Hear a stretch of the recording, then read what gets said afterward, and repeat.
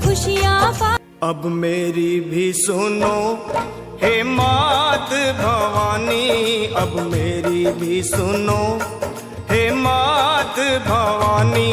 मैं तेरा ही बालक हूँ जगत महारानी, अब मेरी भी सुनो हे मात भवानी।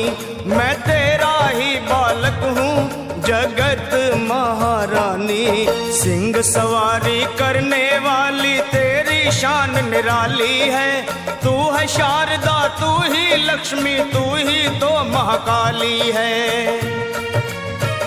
शुंभ निशुंभ पापी तूने संहारे, महिषासुर के जैसे तुमने ही मारे। भक्तों के सारे संकट तुमने ही तारे। सुगंधेन मालित्यादीन प्रभो मया नीतानि पुष्पाणि चंद्रमा मनसो जाता चक्षु सूर्यो अजायत श्रोता वायु सप्राणा मुखादग्निर्जायत। नारायणी नमोस्तुते शरणागत दीनार्थ परित्राण परायणे सर्वस्वार्थी हरे देवी नारायणी नमोस्तुते। ब्रह्मा गुरु विष्णु गुरुदेव महेश्वरा गुरु साक्षात् परब्रह्म तस्मै श्री गुरवे नमः।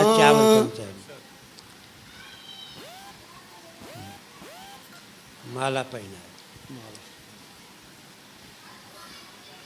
नारायणं समारंभं शंकराचार्य मध्यमा अस्मदाप्रदीप्तम् आरार्तिक्याम्यां पूर्वे पश्चिमे वरदो भव। कर्पूर गौरं करुणावतारं संसारसारं भुजगेन्द्रारं सदा वसन्तं हृदयारविन्दे भवं भवानी सहितं नमः।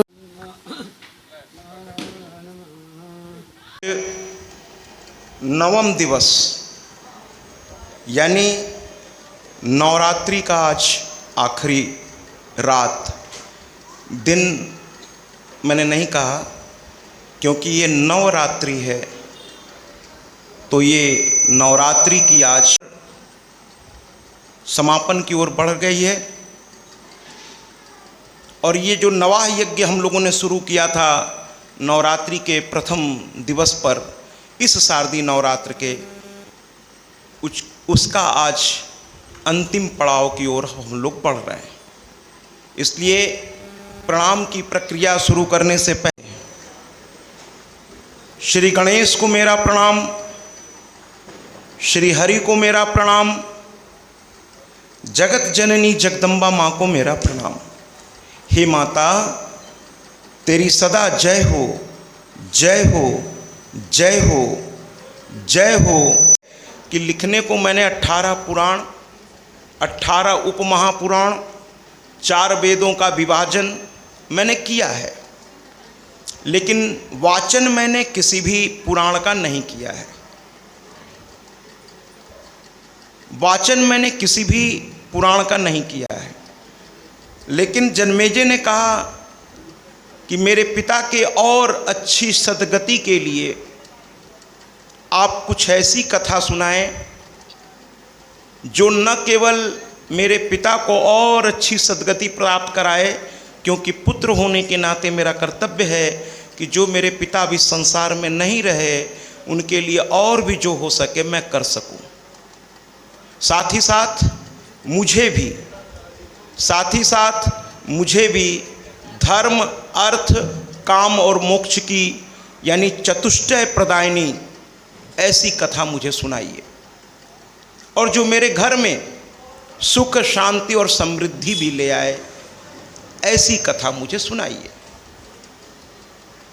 तो ऐसे में जब इतने सारी इच्छाएं जन्मेजय ने व्यक्त कर दी, तो महर्षि वेदव्यास ने कहा कि तुम्हारी इतनी सारी इच्छाओं को संपूर्ण करने की जो शक्ति है वो सिर्फ मेरे एक ही पुराण में है, और वो है श्रीमद् देवी भागवत महापुराण। जन्मेजय जी ने कहा कि आपने 18 पुराण, 18 उपमहापुराण, 4 वेद, फिर किसी इसी पुस्तक के बारे में आपने लिखने वाला ही अगर ऐसा भेदभाव करेगा, अगर पिता की 4 संतान हो, उसमें से पिता ही कहना शुरू करेगा पूरे संसार में कि मेरे बड़े लड़के के अलावा बाकी सबका बारे में मैं कुछ कह नहीं सकता, तो सीधी सी बात है बाकी बच्चों के बारे में संसार का, समाज का नज़रिया बदल जाएगा। तो कहने लगे कि रचनाकार का जो रचना होती है वो उसके बालक की तरह होती है। माता पिता भी तो एक बच्चे की रचना ही करते हैं। उसी तरह जब रचनाकार, कोई पेंटर या कोई लेखक या कोई कवि जब कोई रचना करता है तो एक रचना को जन्म देता है, वो उसके लिए बालक है। तो कहते हैं कि अगर 18 पुराण, 18 उपमहापुराण और 4 वेदों में अगर आप देवी भागवत को इतना महत्व दे देंगे तो लोग देवी भागवत के प्रति ही। तो वेदव्यास जी का जवाब था कि मैं क्या करूं, जहां से ये कथा मैंने शुरू की थी प्रथम दिन, आज वहीं ले जा कर के इसका उपसंहार भी करूंगा, यानी उसका समापन, विश्राम। शुरुआत यहीं से हुई थी कि देवी भागवतम नाम पुराणम परमोत्तमम तरलोक्य जननी साक्षात गीयते यत्र शाश्वती। देवी भागवत महात्मा का पहला श्लोक। जन्मेजय ने पूछा कि 18 में से एक की ही इतनी मान्यता आपके मनोमस्तिष्क में क्यों?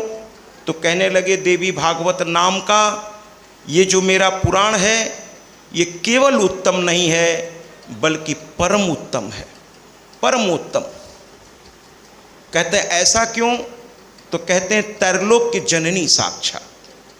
कहते हैं भैया इसमें उसकी गाथा है जो ब्रह्मा विष्णु महेश की भी माता है, जो देव माता है, जो आदि माता है, जो अनादि है, जो अनामय है, जो अविचल है, जो अनंत है, जो गोचर और अगोचर दोनों ही है, जो अज है, जो आनंद की अनंत राशि है, उस देवी की चर्चा, उनके स्वरूपों की चर्चा, माँ गायत्री के बृहद स्वरूप की चर्चा, मूल प्रकृति की स्वरूप की चर्चा इस पुस्तक में है। इसीलिए मेरी जिह्वा, यानी वेदव्यास जी ये बात कह रहे हैं कि मेरी जिह्वा ये कहने के लिए आतुर है कि देवी भागवतम नाम पुराणम परमोत्तमम तरलोक्य जननी साक्षात गीयते यत्र शाश्वती।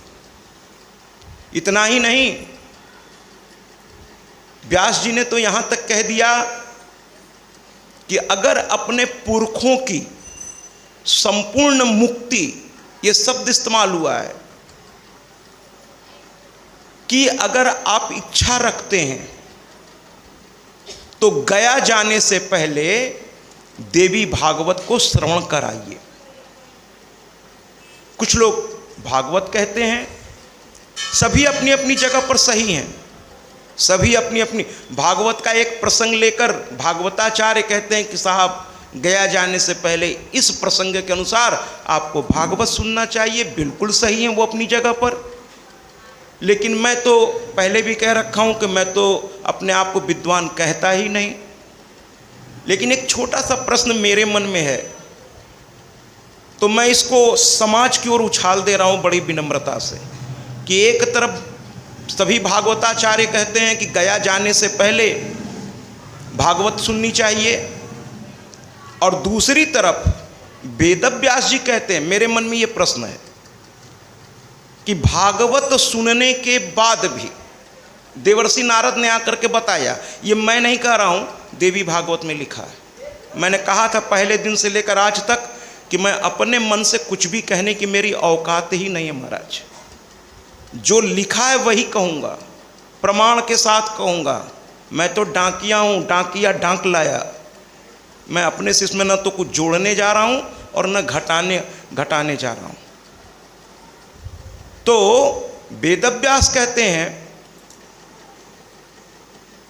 देवर्षि नारद के द्वारा जन्मेजय को सूचना मिलती है कि आपके पिताजी अच्छी गति उनको मिली है, लेकिन और अच्छी गति के लिए और सद्गति के लिए आप पुत्र होने के नाते कुछ और प्रयास करिए। वो जो कर सकते थे वो किए, उसका लाभ उन्हें मिला, लेकिन आप पुत्र हैं तो आपका भी उनके प्रति फर्ज है, आप भी करिए। और जब उस फर्ज को सोच करके जन्मेजय जी परीक्षित के पुत्र उनके जाने के बाद व्यास जी के पास बैठे, तो व्यास जी ने जो कहा वही मैं दोहरा रहा हूं। उन्होंने कहा कि संपूर्ण गति प्राप्त करने के लिए, एक संपूर्ण देव स्वरूप से भी ऊपर जाकर के उस स्थान को प्राप्त करने के लिए, हे पुत्र, तुम अपने पिता के और अच्छी सद्गति के लिए देवी भागवत सुनो। और न केवल कहा, बल्कि व्यास जी ने 9 दिन के लिए वहीं आसन जमा लिया। ये 9 दिन तक श्रीमद् देवी भागवत उन्होंने सुनाया। 10वें दिन पूर्णाहुति हवन बड़े बड़े आचार्यों के देख रेख में संपन्न हुआ। उसी समय ऐसा कहा गया है, उसी समय देवी भागवत कहता है, उसी समय देवर्षि नारद पुनः आए। इस कथा के समापन पर यही होगा। और वो आकर के बड़े प्रसन्न होकर जन्मेजय को कहने लगे, अभी अभी मैं उधर से आ रहा था, मैंने देखा एक बड़े ही दिव्य विमान पर एक बहुत ही दिव्य पुरुष बैठा मुक्ति द्वार की ओर चला जा रहा है। स्वर्ग नहीं कहा, मुक्ति द्वार। तो जन्मेजय ने थोड़ा सा चेहरा ऐसे कि मैंने प्रयास किया था अपने पिता के लिए, और ये तो कह रहे हैं एक दिव्य पुरुष। मेरे पिता के बारे में तो कुछ कह ही नहीं रहे, कह रहे हैं एक दिव्य विमान पर एक दिव्य पुरुष आरूढ़ होकर मुक्ति द्वार की ओर। तो देवर्षि नारद की ओर उन्होंने देखा, तो व्यास जी ने मुस्कुरा कर कहा, चिंता मत करो, ये जो बात कही जा रही है वो तुम्हारे पिता के लिए ही कही जा रही है। तो भैया यही प्रश्न मेरे मन में है कि लिखने वाले ने संपूर्ण मुक्ति का द्वार देवी भागवत को कहा है। अब मैं ये समाज की ओर छोड़ देता हूँ कि गया जाने से पहले वेदव्यास की बातों को अनुसरण करें, या आजकल के बहुत ही आदरणीय जो आचार्य हैं उनकी बातों का। आचार्य भी श्रेष्ठ है और महर्षि वेदव्यास तो उनके लिए श्रेष्ठ शब्द बहुत छोटा हो जाएगा। अब तय आपको करना है कि गया जाने से पहले या तो दोनों सक्षम हो तो भागवत और देवी भागवत, और नहीं सक्षमता हो तो आप तय कर लीजिए महाराज कि गया जाने से पहले महर्षि वेदव्यास की बात या भागवताचार्यों की बात, वो आप तय कर लीजिए। महर्षि वेदव्यास तो वहाँ तक उन्होंने कह दिया देव स्वरूप से भी ऊपर के स्वरूप को प्राप्त करने के लिए देवी भागवत। और उन्होंने एक चीज़ और कहा कि जिस देवी की स्तुति करके भगवान विष्णु सर्वश्रेष्ठ देवता बने, जिस देवी की स्तुति करके देवों का देव महादेव बना, जिस देवी की स्तुति करके परम पितामह ब्रह्मा रचनाकार हो गए, तो क्यों न उस सुप्रीम पावर को हम लोग पकड़ें। अगर किसी विभाग के सबसे उच्च पदस्थ व्यक्ति से आपका परिचय हो तो आप फिर नीचे की ओर क्यों जाना पसंद करेंगे? आप कहेंगे मैं उन्हीं से बात कर लूँगा, जब वहीं सब उसके हेड हैं तो मैं उन्हीं से क्यों ना बात कर लूँ। थोड़ा प्रयास करूँगा उनसे मिलने का, जो प्रयास मैं किसी और से मिलने का करूँगा सीधे उन्हीं से मिलने का प्रयास करूँगा। बाकी मैंने कहा ना कि सब कुछ अब आपकी तरफ है। तो ये तो हो गया गया जाने से पहले क्या। इसके अलावा देवी भागवत कहता है कि हर शुभ काम से पहले, चूंकि आज आखिरी इस सत्र का आखिरी है तो ये सब बातें आएंगी कि हर शुभ काम से पहले, मुंडन से पहले, यज्ञोपवीत से पहले, गृह प्रवेश से पहले, यहाँ तक कि विवाह से पहले। और विवाह पर बड़ा जोर दिया गया है क्योंकि विवाह जो है एक नई जिंदगी की शुरुआत होती है दो लोगों की, एक पुरुष जिसका विवाह होता है और एक स्त्री जिसका विवाह होता है। इन दोनों की जिंदगी में एक अभूतपूर्व परिवर्तन होने वाला होता है और दो परिवारों का मिलन होने वाला होता है। कुछ विवाह शुरू होने से पहले ही विध्वंस की ओर बढ़ जाते हैं क्योंकि दो अलग अलग सभ्यता और संस्कृति मैं यहाँ पर इसलिए कह रहा हूँ क्योंकि हर घर की अपना आचरण का तरीका है। इस कथा के माध्यम से हम कई घरों में जा चुके हैं और मैंने देखा हर घर की अपनी एक परंपरा है, हर घर की अपनी एक सोच है, हर घर की अपनी एक संस्कृति है। अब एक घर की सोच संस्कृति आज दूसरे घर की सोच और संस्कृति से विवाह के रूप में मिलने जा रहा है। और जब गंगा और यमुना, हम लोग कितने भाग्यशाली हैं कि प्रयाग के निवासी हैं, तो जब दो जलधारा और बीच में गुप्त माँ सरस्वती की जलधारा, जब तीनों आपस में मिलती है तो महाराज देखिएगा लहरें बड़ी तेज उठती हैं, वहाँ की धारा भी बड़ी तेज हो जाती है, क्योंकि दो अलग अलग संस्कृति अलग अलग स्थानों से होकर के एक स्थान पर जाकर मिल रही है।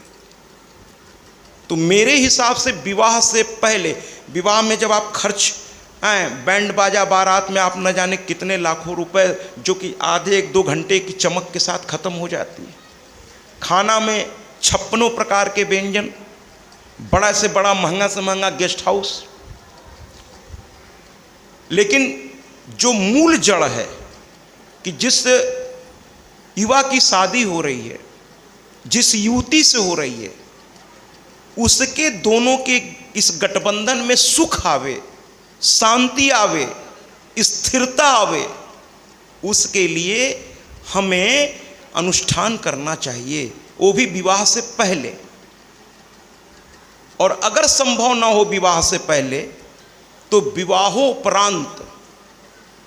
विवाहोपरांत मात्र 3 से 6 महीने के अंदर जो नई कन्या आई है उसके साथ अपने पुत्र को बैठाकर या अपनी पुत्री को अपने दामाद के साथ बैठाकर ये देवी भागवत का अनुष्ठान कराइए।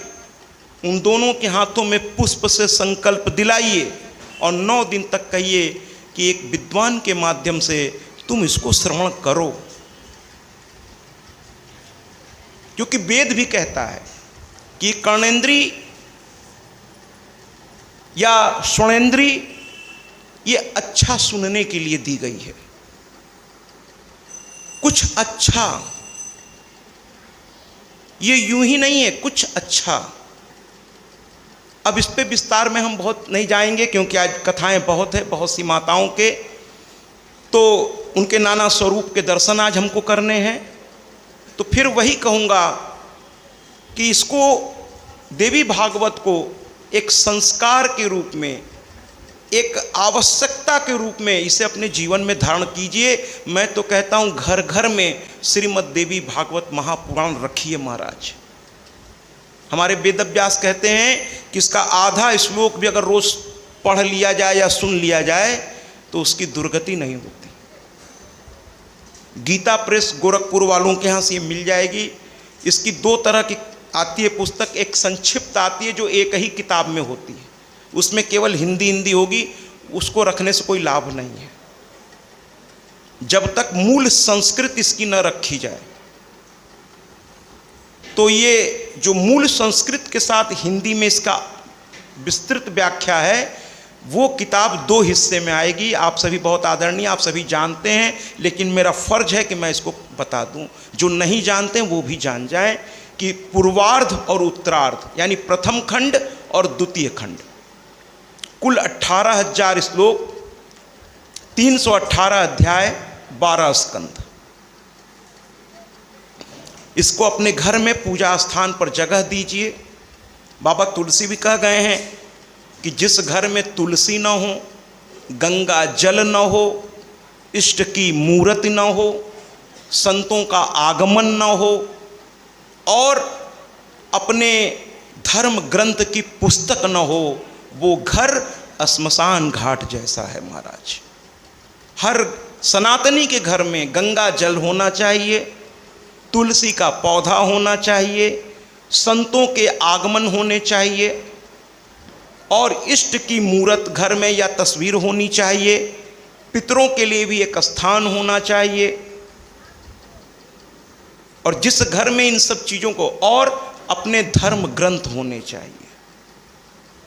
जहाँ इन चीज़ों के लिए स्थान नहीं है महाराज, फिर वहाँ तो बाबा तुलसी ने तो और भी कहा, मैं उसको यहाँ कहना नहीं चाहता, कि वहाँ कौन कौन फिर निवास करने लगता है जहाँ ये सब नहीं होते, और जहाँ होते हैं वहाँ तो देव निवास करते हैं महाराज। तो आइए प्रणाम की प्रक्रिया को पूरी करते हैं कि भागीरथ के भागीरथी प्रयास से, लेकिन देवी भागवत थोड़ा और ऊपर चलता है। कहता नहीं, ये कथा यहाँ से नहीं होनी चाहिए, सबसे पहले ये होना चाहिए कि गंगा द्रव्यमयी रूप में कब आई देवी भागवत। इसीलिए शायद कहा गया है, बाकी ग्रंथों में भी बहुत बहुत बहुत अच्छी बातें हैं, लेकिन मैंने तो देवी भागवत ही बोलने का संकल्प ले रखा है। और मुझे सीधी सी बात है, मेरी ये इष्ट हैं, तो मुझे इससे अच्छी कोई पुस्तक, मुझे तो भैया आप क्या कहें, मुझे तो इसी में सब मिल गया, मुझे कुछ और की चाहत ही नहीं रह गई। तो देवी भागवत कहता है कि नहीं नहीं, इस कथा को और ऊपर लेके चलिए, ये द्रव्यमयी रूप में कब आई, जो हम धारा देख रहे हैं वो कब उस रूप में परिणित हुई। और हम लोग शुरू करते हैं कथा को आमतौर पे कि कैसे ये पृथ्वी पर आई, लेकिन ये शुरू होना चाहिए पहले ये जल रूप में तो आवें, तब तो पृथ्वी पे लाएंगे। पहले इसके तो जल स्वरूप में इनको आने तो दीजिए, तब तो पृथ्वी पर लेकर आएंगे हम लोग। तो हुआ ये कि बैकुंठ लोक में भगवान विष्णु और लक्ष्मी विराजमान थे, और उस दिन पता नहीं क्या हुआ कि सारे VVIPs, कभी कभी होता है, एक साथ एक ही जगह पर इकट्ठे होते चले गए। और जब बहुत महत्वपूर्ण लोग जब एक जगह इकट्ठे होते हैं तो वो निरर्थक साबित नहीं होता महाराज। वो आम आदमी की तरह हरकत नहीं करते, मिले थोड़ा गपबाजी की और चल दिए, ना ना ना।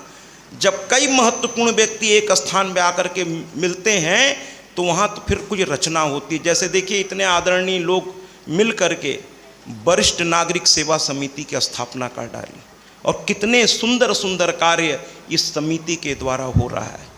तो मैंने कहा ना कि जब महत्वपूर्ण लोग एक स्थान पर मिलते हैं तो कुछ बड़ी रचना होती है, बड़ी रचना होती है। तो आज हमारे भगवान विष्णु भी मौजूद हो गए, महादेव भी आज पता नहीं क्या इच्छा हुई कैलाश से चले आए, ब्रह्मा जी भी आज ब्रह्मलोक से चले आए, यहाँ तक कि यम भी चले आए, अग्नि भी चले आए, कुबेर भी चले आए, वरुण भी आ गए, अश्वनी कुमार भी आ गए। समस्त देव शक्तियाँ आज बैकुंठ लोक में पता नहीं क्यों एक साथ सब इकट्ठे हो गए, सब आते चले गए। जैसे इस मंदिर प्रांगण में मैंने देखा है, आप सभी वरिष्ठ आदरणीय बैठ करके एक गोला बना के चर्चा परिचर्चा करके और फिर कुछ अच्छे कार्य की ओर आप लोग आगे बढ़ जाते हैं। तो उसी तरह आज वहाँ भी एक मंडली बैठ गई, और जब मैंने कहा ना, जब एक साथ आदरणीय बैठेंगे तो कोई अच्छी चर्चा ही होगी। तो आज ब्रह्मा जी ने कह दिया शिव से कि आज सभी एक साथ आ गए हैं, बड़ा शुभ अवसर लग रहा है, कुछ बहुत बड़ी रचना होने वाली है। हे शिव जी, इसके पहले कि वो रचना प्रारंभ हो जाए कोई अच्छा सा गीत सुना दीजिए, क्योंकि शिव को नटराज कहा गया है, नृत्य के देवता तो है ही हैं, गायन भी इनके जैसा शायद ही कोई हुआ हो। तो कहा आज कुछ गीत सुना दीजिए। शिव ने मुस्कुराकर भगवान विष्णु की ओर देखा। भगवान विष्णु ने कहा ना ना, मेरी भी यही इच्छा थी। तब तक नारद जी भी बोल पड़े कि आज थोड़ी देर के लिए मैं नारायण नारायण मानसिक वाचन कर लूँगा। अच्छा, नारद जी कौन है? नारद जी के बारे में हम लोग हमेशा समझते हैं, सुनते हैं। आप सभी आदरणीय, आप सभी इसको गहन अध्ययन निसंदेह कर रखे होंगे कि नारद जी हैं कौन। नारद जी भगवान विष्णु के मन हैं।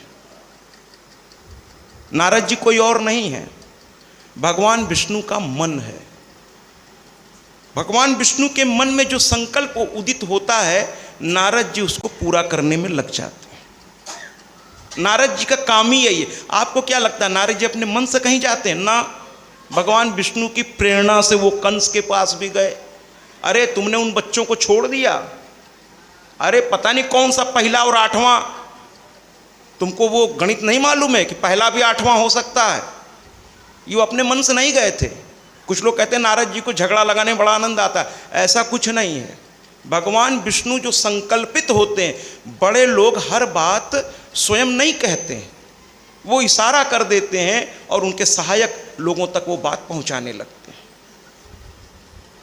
वो तो जब बहुत जरूरी होगा तभी कोई बड़ा व्यक्ति, है ना, रोज रोज प्रधानमंत्री आकर देश को संबोधन नहीं करेंगे ना, वो तो कभी विशेष अवसर पर संबोधन करेंगे। बाकी तो उनके जो सहायक लोग हैं वो उनकी विचारों को कार्य के रूप में परिणित करने में लगे हुए हैं। वही नारद जी का काम है। और सूत जी कौन है? हम लोग हर कथा में कहते हैं सूत जी, सूत उवाच। सूत जी कोई व्यक्ति नहीं है, सूत जी एक प्रजाति है। ये जब शुरुआती दौर था तो ये लोग राजा के घुड़सवार में घोड़ों की सेवा करते थे। उन्हीं में से कुछ बच्चे, उनको ये कार्य अच्छा नहीं लगा, वो जिज्ञासु प्रवृत्ति के थे और वो भटकते भटकते महर्षि वेदव्यास के आश्रम जा पहुँचे। उधर वेदव्यास भी चिंतित थे कि मैं पुस्तक लिखता जा रहा हूँ लेकिन इसका समाज तक पहुँचेगा कैसे? मैं लिख तो दे रहा हूँ यहाँ बैठ के, इसको जनमानस तक पहुँचाया कैसे जाए? वो भी एक कुछ अच्छे शिष्यों की तलाश कर रहे थे। और उनके जितने भी उस समय शिष्य थे वो ऋषि परंपरा के थे, और ऋषि परंपरा ज़्यादा बात नहीं करती है, और कथा वाचन में बोलने की बहुत, कुछ प्रोफेशन ऐसे हैं जहाँ बोलने की बहुत आवश्यकता पड़ती है, और उसमें वाक्पटुता भी होनी चाहिए, समझदारी होनी चाहिए, चीज़ों की गहरी समझ होनी चाहिए। हर आदमी नहीं कर सकता। चीज़ों के, वस्तुओं के या वस्तु स्थिति के प्रति गहन अध्ययन की भावना होनी चाहिए, तभी वो बोल पाएगा। स्व अध्याय की उसकी प्रवृत्ति होनी चाहिए, और कब क्या बोलना है, कितना बोलना है, इसकी उसे अच्छी तरह समझ होनी चाहिए। वो भी तलाश रहते कि मेरे इस शिष्यों में तो वो नहीं दिखाई दे रहा है।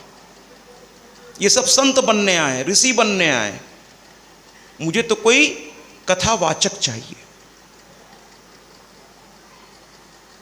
उसी समय सूत जी नाम के तो नहीं, उस समय ये एक युवक पहुंचा और हाथ जोड़ करके उनके चरणों में बैठ गया। कहने लगा, मैं कोई ब्राह्मण इत्यादि नहीं हूं, मैं तो सूत हूं। मैंने घुड़सवार में मेरे पूर्वज घोड़ों की सेवा करते हैं। सुन लीजिए महाराज, किसी का इस पर एकाधिकार नहीं है। सुन लीजिए, इस कथा से बहुत कुछ आपको समझ में आ जाएगा। तो कहते हैं कि मैं तो घुड़सवार, मतलब घोड़ों की सेवा करता हूं, लेकिन पता नहीं क्यों मेरी इच्छा जग गई, मेरे मन में बहुत सारी जिज्ञासाएं रह रह के पैदा होती है, तो मैं एक ऐसे गुरु की तलाश में निकला हूं जिसके पास मेरे सारे प्रश्नों का समाधान हो। वेदव्यास को लगा कि जिसकी मुझे तलाश थी, लगता है वो मिल गया। कह बैठो, और उन्हें अपना शिष्य बनाकर सारे पुराण एक एक करके सुनाने शुरू कर दिए। देवी भागवत और भागवत के समय सुखदेव जी महाराज भी आ गए थे। ये लोगों ने बड़ी गहनता से उनकी एक एक बात को समझा। मैंने कहा ना, सुनना ज़्यादा महत्वपूर्ण है, बोलने से ज़्यादा सुनने वाला महत्वपूर्ण है। इसीलिए मैं श्रोताओं को हमेशा प्रणाम करता हूँ कि आप हमसे, मैं तो खैर कुछ हूँ ही नहीं, लेकिन आप बहुत आदरणीय लोग हैं कि न केवल आप सुन रहे हैं बल्कि उसको समझने का प्रयास कर रहे हैं, और कुछ लोग तो उससे भी आगे चले जाते हैं, उसको चिंतन में ले आते हैं और फिर उसे आचरण में भी लाते हैं। और सुन लीजिए महाराज, जिनको सुनने की आदत होती है उनके पास ज्ञान किसी एक व्यक्ति से बहुत ज़्यादा होता है, क्योंकि वो उनकी भी सुनता है, उनकी भी सुनता है, उनकी भी सुनता है, उनकी भी सुनता है, और सबकी सुन करके उसमें से अच्छे पुष्प जो होते हैं उसको एकत्र कर लेता है, प्लस स्वयं भी वो अध्ययन करता है तो उसके अपने गुण तो उसके पास है ही हैं, दूसरों का भी लेता जाता है। तो कई जगह के रत्न आपने ले लिए, खुद आपके पास भी अपना रत्न है, और वो सारे रत्न मिला लीजिए तो किसी एक व्यक्ति से कहीं बहुत ज़्यादा रत्न आपके पास होगा। मैं खाली समय में जब कथाएं मेरी नहीं रहती तो मैं अध्ययन और एक बहुत ही आदर के साथ एक नाम लेना चाहूँगा, मैं उनको बहुत ध्यान से सुनता हूँ।